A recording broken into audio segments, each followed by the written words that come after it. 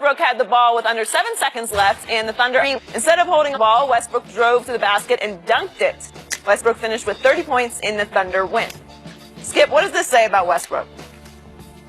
First of all, I think by June we may look back at this left-handed slam that iced this game. It might just be the play of the year in the National Basketball Association. Yet, that outrageously spectacular left-handed slam was exactly why Kevin Durant is no longer Russell Westbrook's teammate, because it was a wrong-headed play. It was ill-advised. It was the wrong play at the wrong time in a dicey, close game after Oklahoma City had lost 4 in a row and at home was up 103-100. This is exactly the kind of Russell Westbrook solo mission that drove Kevin Durant crazy. And I have been ahead of this story for 5 years. I've talked about it on my old show relentlessly.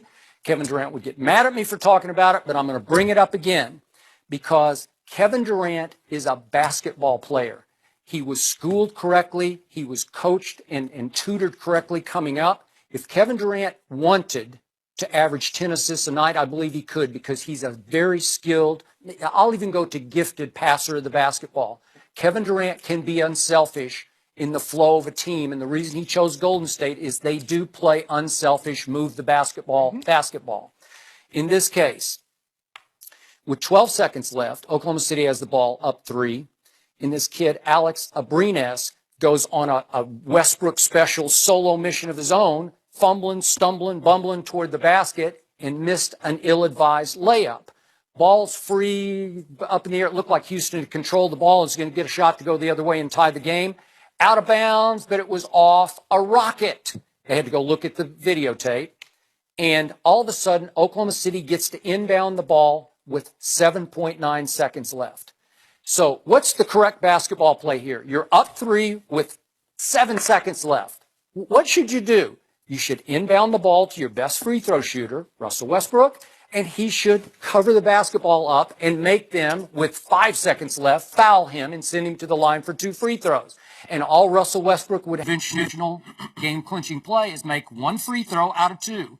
A 4-point game, would that stand up with 5 seconds left? I think it would have. It would take a minor miracle to pull it out for the Rockets at that point. But what does Russ do? Curls off a pick, takes the inbounds pass, sees a little opening, and he just can't help himself. See basket, attack basket. Yep. And then Russell switches hands in midair as he's challenged by Clint Capella, who's no small guy, to the left hand, and he starts losing the ball in his left hand. It came free for a second. He has to kind of try to re-catch it, re-grip it as he's going up toward the rim, and he did. And he slammed it. It was as nasty a slam as you will ever see. It was posterizing poor Clint Capella. It was as spectacularly an athletic play as you will ever see in an NBA game. It took my breath away. Only Russ could pull that play off.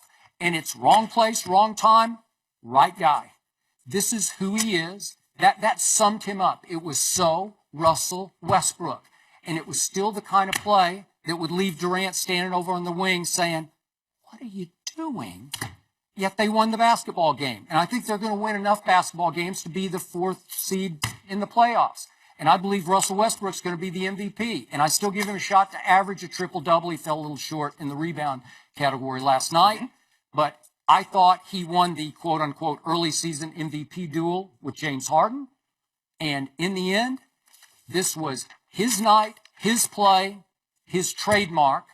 And somewhere this morning, Kevin Durant's saying, I told you so.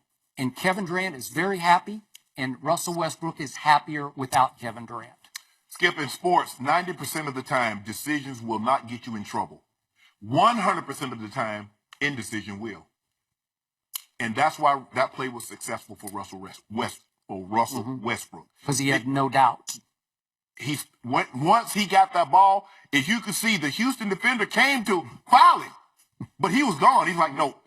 I also think because he had missed the free throw earlier with about 28 seconds left in the ball. He made the second one. He said, you know what? I don't want to go to the free throw line. I'm going to the rack. That's LeBron-esque. I'm going to the rack. Because here's what happened, Skip. Sometimes you can do the right thing at the wrong time. You can. And Yep. this is what, and people are going to look at this and say, well, what he should have done. And what greats do is that they do things that the normal person say, this is what you should have done, but they don't think like a normal person do. You think, like, get the basketball, cover it up, let them foul. You go to the free throw line. You're 80 plus 85, 90% free throw shooter. If you had been coaching, wouldn't you have coached that play? Wouldn't you set it in the huddle? Yeah, but not when you have great players. You let him, LeBron, and KD go make a play. And I'm going to trust him because who else? Who else would you want to have the ball from OKC other than this guy? And you got to live. Well, now it's not even close. Like, it's not even debatable. And now you have to be willing to live with whatever decision he makes, good or bad. You do? And that's Skip. My high school coach would say, son, he who hesitates is beat. If he'd have I always paused, heard he who hesitates is lost, but go ahead. well, see, you was hesitating. That's why I beat you all the time in these debates. But that's neither here nor there. Well, that's delusional, but go ahead. Skip, I don't have a problem with what he did. I believe in him, and you must be willing to accept the good, also the bad. And you know some of that's going to come. You know the volume shooter that he is, the assist man that he is, the rebound man that he is. He's also a turnover machine also. But you have to be willing to accept all that. He had 6 last night, but so did James Harden. Every decision that he makes won't be 100% correct. But I'm willing to live with it because I believe I know for a fact, watching him play, he's giving me everything he has on every possession. There are no wasted possessions with him as far as effort. And I'm willing to live and die with whatever decision he makes. And I get Kevin Durant, probably got fed up with it. He wanted to go where he was more part of a team and the ball always was moving. I get all that. But KD's not there now. Yep. And they have to rely solely on Russell to put them in the right position, score a bunch of points, get them a bunch of assists, and rebound the basketball. Because if he doesn't do those things, they're not winning. I don't believe they can win a game. It's hard for me to believe that they can win a game with him averaging less than 30 points for the season. Probably true. So he's going to have to be close to a triple-double in order for them to have a chance to win the ball game. He's capable. But in this case, to do what he did, it shows his fearlessness to go, says, you know what? Not only am I going, I'm going and I'm challenging 6'10" Clint Capella. And guess what? You lose, Capella. Now get on this poster. Everybody in Oklahoma City, next game, they'll have Russell dunking over Capella for the game winner. I have no problem with what he did, Skip, because I'm going to live and die by what he decides to do, because I know without him, we have no chance of winning. So, hey, go to the rack. Russell plays the way he dresses. He does not care what any of us think about his ensembles on a nightly basis. Am I right? You absolutely correct. Some of them I love and some of them I'm not so sure about. Where did you come up with that? He does not care. He is a fearless dresser and a fearless basketball player. I would rather have Kevin on my team. I would rather watch Russell because he is a holy terror on a nightly basis.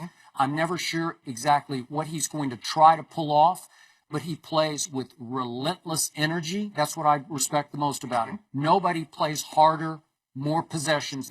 Every possession is life or death, or looks like it is. It's like the last possession of his life. And I appreciate that. But Kevin had his 30 last night, too, at Toronto. He was sensational. And they're starting to get into a flow with him and Steph. And I'm not sure Clay's in the flow yet. Clay's still not in the flow. No, but it's starting to work. And Kevin made the right move, and I think Russell thinks that Kevin made the right move too, because he's happy. It's his stage now. He's got the town, he's got the team. He is unbridled because he doesn't have to worry about Kevin over on the wing saying, remember me? Well, it's the same thing in Houston. James Harden. James Harden is a one-man band. Yep. Russell is a one-man band. And you're not going to win a championship with a one-man band. No, you're not. You need a collection. You need what they have in Golden State, or you need what they have in San Antonio or in Cleveland. Those for me over the next 3 years, next 3 to 5 years, I don't see anybody other than those three franchises winning a title, because nobody has that kind of firepower. Nobody has what Golden State has. No one has what San Antonio or Cleveland has. So if you don't have those, you got one or two. How are you going to beat a team with three? Oklahoma City does have one X factor that was highly impressive and didn't get enough credit last night. Andre Robertson. He did a number on James Harden in the fourth quarter. James scored 2 in the fourth quarter with 2 turnovers, because Robertson can lock you up. And he locked him up and down all through the fourth quarter last night. James just had a hard time. Go to the basket. Hey, Russell, do not listen to Skip Bayless. You go to the rack with authority. Dunk it on him. Do whatever you got to do. Break all the rules. Break all the rules. Yeah. Usually when you do something that's not conventional, we say, if you miss that, we're having a different conversation. Well, but I don't feel that way about this. I think it's just, that's who Russell is. That's how he plays. So if now, he missed I must say, if he had missed it and they had gone down and made it 3-1 in overtime, you would have heard it from me right here, right now. Yeah, but wouldn't you expect this from Russell, Yeah, though? I do. This is how he plays. So you shouldn't be surprised. But anything that he does, No. This is And I'm the Russell. first to say, it is highly entertaining. It's great. He's electric. Coming up, does Ray Lewis think his Ravens will upset the Cowboys on Sunday? We'll ask him next. Hold up, wait, it's time to skip all the other stuff.